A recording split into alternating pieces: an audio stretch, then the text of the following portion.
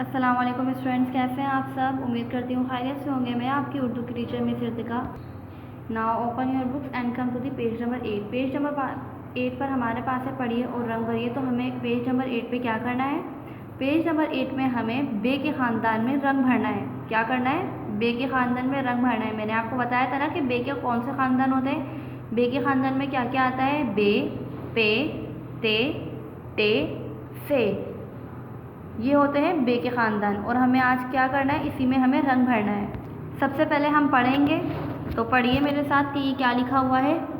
बे अलिफ बा, ते बात, बाप, ताप, बाल, बाबा, पापा, आपा, आता, आटा।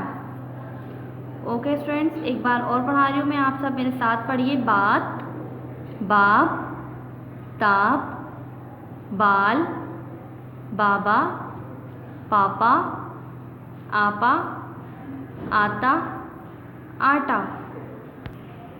इसके बाद अब हमें इसमें कलर करना है। तो कलर किस तरह करेंगे, कलर करना तो आता ही होगा सबको।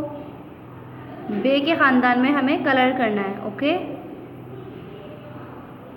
जिस तरह हमने इसमें बे में कलर करा है, इस तरह हम इस बे में ते, बे, इस बे में बे के ख़ानदान में रंग भरना है। ओके स्टूडेंट्स, आज के लिए बस इतना ही। नेक्स्ट वीडियो में मुलाकात होगी। अल्लाह हाफिज़।